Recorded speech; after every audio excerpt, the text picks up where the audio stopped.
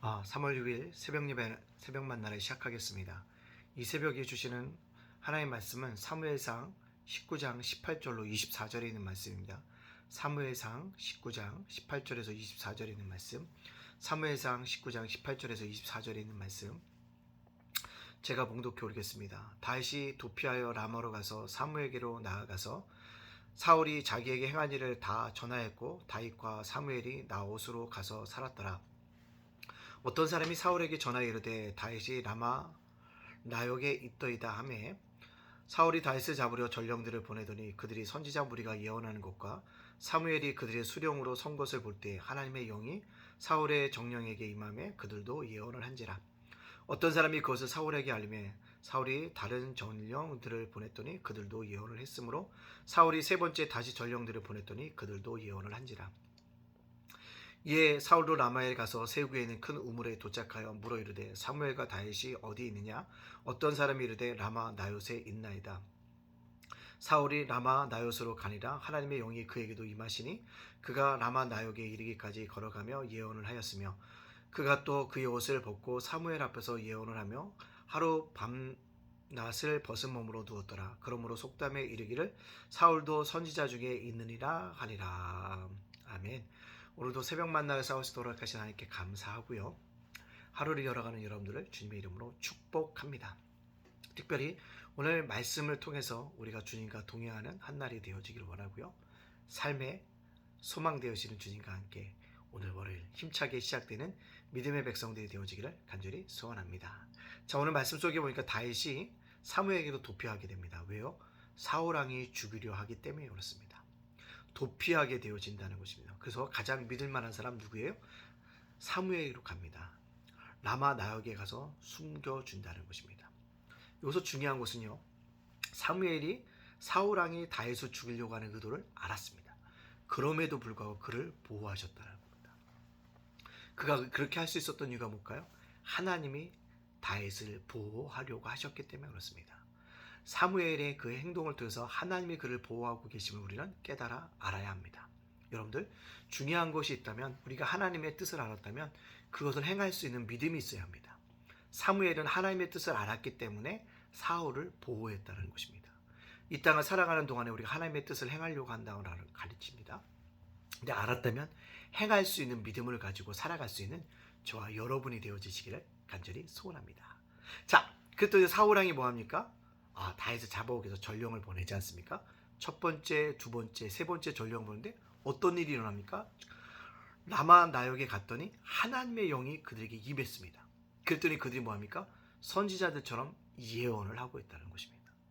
여러분, 하나님의 영이 임하면 그 사람이 어떤 사람인지, 그 사람이 어떤 모습을 있든지 하나님의 편에 설 수밖에 없다는 것입니다.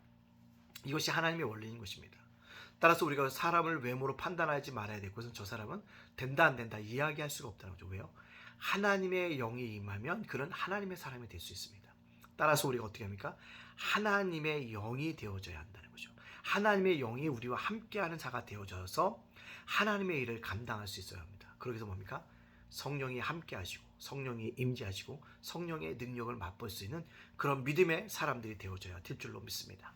하나님의 영이 정령에게 임하니까요. 전령에게 임하니까 사울의 악한 의도가 파괴되어집니다. 어떤 의도입니까? 다윗을 죽이려고 하는 의도가 파괴되어지기 때문입니다. 이처럼 하나님의 의도가 먼저지 인간의 의도가 먼저가 아니라는 거예요. 하나님의 뜻이 먼저지 인간의 뜻이 먼저가 아니라는 것입니다. 하나님의 계획이 먼저지 인간의 계획이 먼저가 아니라는 것입니다. 이것을 깨닫고 하나님의 뜻을 강구할 수 있는 그런 믿음의 백성으로 우리가 살아갈 수 있는 백성들이 되어질 수 있기를 간절히 원합니다. 악한 의도 하나님이 무력하실 수 있습니다. 따라서 우리는 하나님의 뜻을 찾고 하나님의 마음에 합한 자로서 살아가기 위해서 몸부림칠 수 있는 믿음의 백성들이 되어지기를 간절히 소원합니다. 마지막으로 사울이 어떻게 합니까? 스스로 가잖아요. 스스로가 직접 갑니다. 왜요? 다급했기 때문에. 자기 손으로 해결하는 의도가 있었기 때문에 그렇습니다. 근데요, 그가 달라졌을까요? 정령들과 달랐을까요? 아니에요. 똑같았습니다. 하나님의 영이 임하니까 예언을 하고 사무엘 앞에서 하루 밤낮을 우통을 벗은 채로, 우통이라는 게 옷을 벗은 채로 뭐합니까? 누워 있었다는 거죠. 그럼 예언하고 있다는 것입니다. 즉 무엇입니까? 하나님의 영이 임하면 사울의 악한 의도도 깨어졌고 사울도 하나님의 선지자 편에 설 수 있다는 사실을 보여주고 있습니다. 아울러서 사울의 악한 의도가 하나님이 물리쳐주고 계심을 우리가 발견하게 되어집니다. 여러분, 이처럼 하나님의 능력은 놀라우신 분이라는 것입니다. 자, 그렇다면 오늘 이 말씀을 저와 여러분에게 적용시켜 보길 원합니다.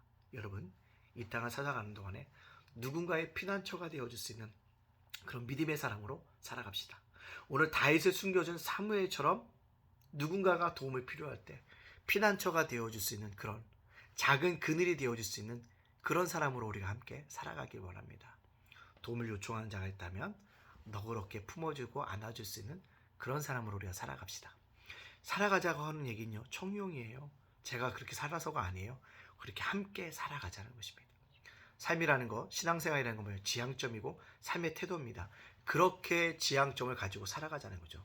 그런 태도를 가지고 살아가자는 것입니다. 그러면 하나님 보시기에 합당한 그리스도인으로, 세상 속의 그리스도인으로 합당하게 서 있을 수 있는 믿음의 사람이 되어줄 줄로 믿습니다.